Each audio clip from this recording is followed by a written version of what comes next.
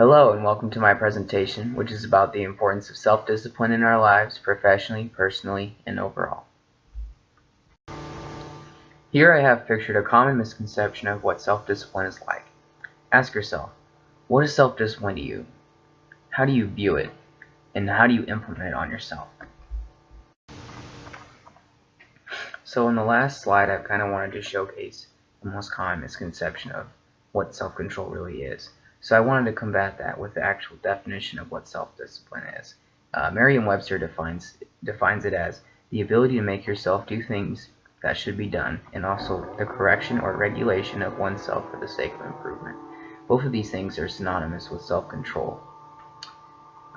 Another thing that kind of handles that misconception of self-discipline is an article called Self-Discipline Benefits and Importance by Ramez Sasson. He combats the misconception that self-discipline usually means being harsh towards yourself or living a limited and restricted lifestyle. None of that is true. Actually, self-discipline comes down to self-control and being strong in your actions and your reactions and being committed to your goal you have set out in mind. So for this part, I wanted my thesis to be pretty plain and obvious. I went ahead and titled it Thesis. And what my official thesis is self-discipline is important because it is what will help you achieve your professional goals, personal goals, and your overall life goals. Now, professional goals and personal goals are what help you achieve those overall life goals. It's what you do at home and what you do at work that helps you achieve those big dreams that you have.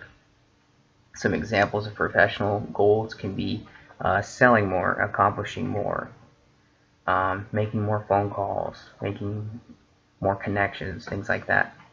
Personal goals can be obtaining better health, losing weight, appearing more attractive, obtaining a happier relationship, taking more time with your kids, things like that. Overall life goals can be grand, sweeping ideas or things such as being happier, growing as an individual, finding what makes you fulfilled, lots of things like that. And self-discipline, if used correctly, can help you figure all those things out. Self-discipline and accomplishing your professional goals are synonymous. Self-discipline is integral to reaching your goals in your profession. There's no way any amount of success will ever be handed to you. You have to fight and scratch and just really wrangle every little bit of success that comes your way. So what that means is doing a lot of things you don't want to do. For example, making a call to a tough customer that you know you don't want to make.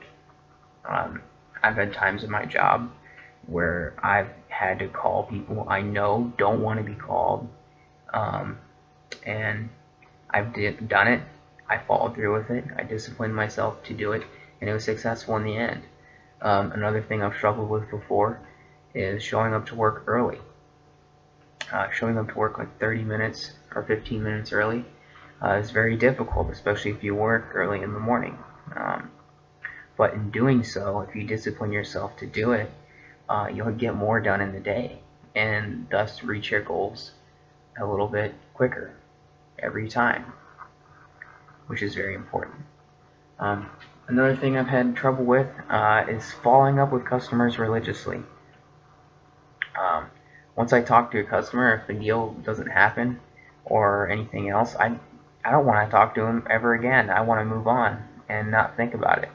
But following up with people and talking to them religiously, constantly, and staying in communication with them and keeping your name and your voice in their head at all times helps make a sale in the end.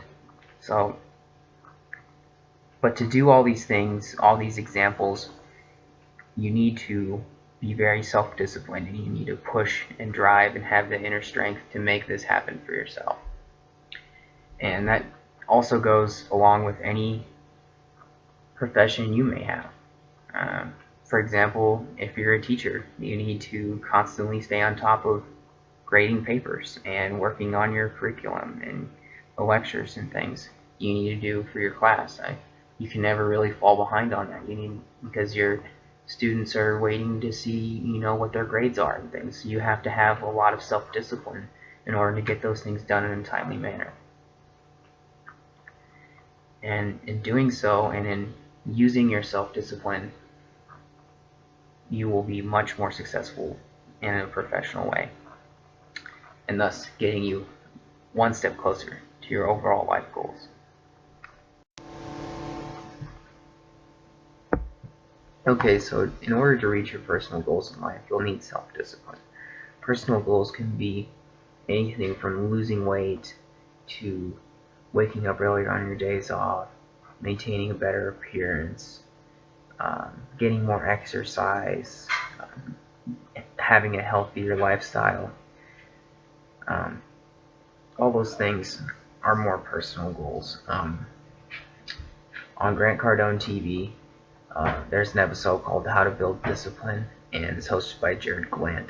And he makes 8 points on how to build self-discipline and a 3-step plan on how to always stay disciplined. I won't cover every point, but there are a few that are very important to me that I've worked with in my own life. The first one is attitude. I once had someone tell me that life is 10% what happens to you and 90% the attitude you have towards it.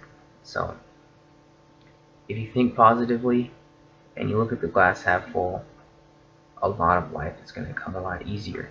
And your attitude is a big part of self-discipline. You can't strive to get something done if you already believe that it's not going to happen. A big part of this also is having a good diet. In order to use that self-discipline and have the energy to really knock stuff out of the park, you need to have a good diet and eat well and eat food with lots of protein and lots of vitamins and natural energy. I mean, you could get a big greasy cheeseburger or some salty Chinese food, but after you eat that, an hour later you're going to be worthless because you're going to be falling asleep. Next part of that is you need to have friends who have the same motives as you and same morals as you. Friends who aren't going to be negative and drag you down and always make you feel down about everything that's happening with them. Sometimes to be self-disciplined, you are going to be lonely because you can't surround yourself with people who aren't self-disciplined, because that lowers your self-discipline. Next is your actions. You need to be self-disciplined in the actions that you take every day. You need to stay focused, and you can't let things ruin your day and make you want to give up. For example, angry customers. You can't have someone jump at you when you're on the phone with them, or maybe it's one of your customers from across your desk or something yells at you about something. You just can't let that ruin your day and make you want to give up.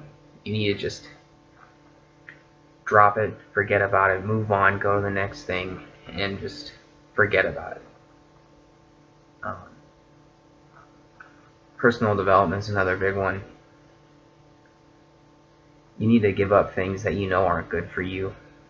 For example, if you waste a lot of time on social media at work, maybe you get distracted and you spend a lot of time scrolling through your phone. Things like that, you just need to give them up. You need to work on managing your time better and dropping all these things that you know are negative, that you're wasting your time, or maybe it isn't giving you a right mindset or something.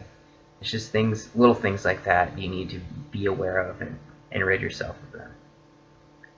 Another thing that I find very important when trying to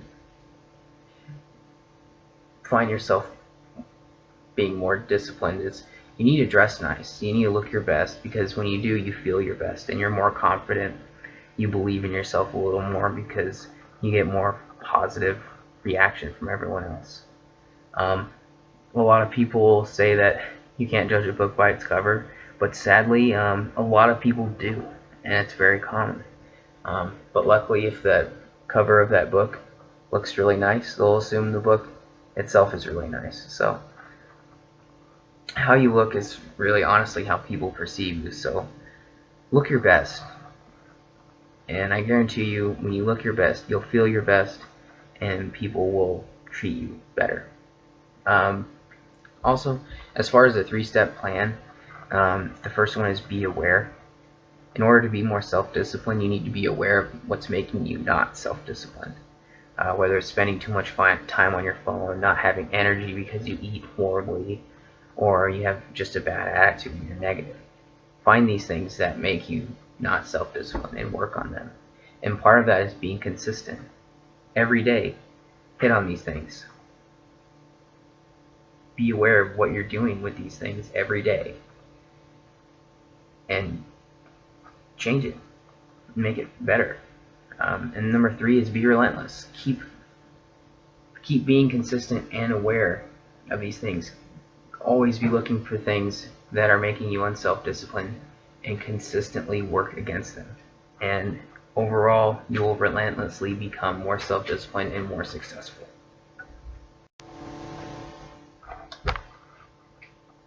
Overall, self-discipline is a big part of how you accomplish big life goals, such as being happier, growing as an individual, or becoming well established. Building self-discipline is one of the best things you can do for yourself. Self-discipline in combination with your professional life and your personal life will help you earn everything you can in order to make your dreams come true and have the house that you want, be the person you want to be, having a great relationship. Whatever your goals may be, they are accomplishable when you develop great self-discipline. Alright class, so we've been going through the slides. I think you can conclude at this point that you will accomplish your professional goals, your personal goals, and just your overall life goals if you invest a lot of time in becoming more self-disciplined. I know whatever it is you do, either at work or at school, there's something in the way of keeping you from doing it either better or how you want to do it. And that's because it's usually something that is hard or requires a lot of self-discipline. But getting there really isn't as hard as you think. It's not like you have to change your entire mentality overnight, and it's not like it's going to take years and years and years.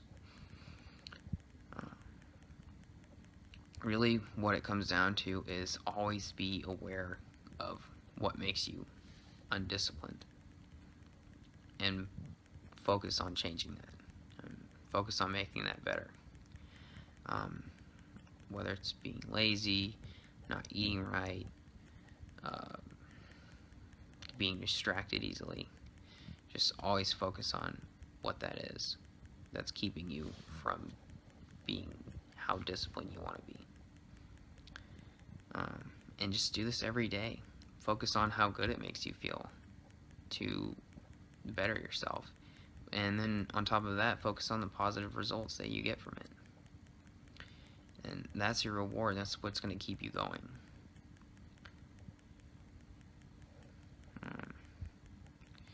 I kind of compare it to growing a muscle, or working out. You got to keep on it consistently all the time. You eventually grow more muscle and you get more buff, and that's the same thing with self-discipline. You get stronger. And like I said at the beginning, there is this sort of negative misconception about self-discipline that a lot of people have, and that is that it's not like self-discipline is not about being harsh on yourself. It's not being about punishing yourself or restricting your lifestyle down to you can only do 1 or 2 things, that you like to do a month or a week or so on, because that's not really what self-discipline is about.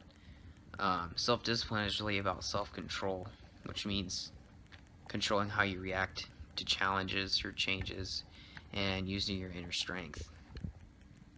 Um, for example, a lot of people think as soon as they need to save money or make a change in their budget, the first thing they usually cut out is the one thing they enjoy doing the most, which isn't necessarily what you need to do. You can just re-budget everything else and figure it out a different way. And because cutting out the thing you like to do the most is not really going to do anything. It'll save you money, but it'll mostly make you unhappy. So, I mean, and happiness is important, so you really have to rethink it. And a lot of people don't know that. But that's a good example of self-discipline. You make it work for you. Like, for example, I know if you're taking these online classes and passing, then you at least have some level of self-discipline. If you can sit down, read the material, and write these papers and make these DQs or whatnot, and get this all done, you're already on the fast track of self-discipline, and you just have to take the lesson you learned from this and realize, you know, what you're doing right as far as getting this done, and that's it. You're already on the right track. So try and take this lesson here that self-discipline is not as hard and not as difficult as everyone makes it out to be, and that self-discipline is really integral to accomplishing your dreams. It's integral to work, your professional, your life, your career, your personal life, accomplishing all those things you want to do according to yourself, like losing weight or pursuing your hobbies and things like that. And on top of that, also just overall life goals, like being happier, growing as a person, becoming established, all things like that. Self-discipline is what's going to get you there. Or at least it's a big part of what will get you there. So, either way, best of luck. I wish you the best, and have a good one. In conclusion, you will accomplish your personal goals, professional goals, and overall life goals if you make building self-discipline important to you.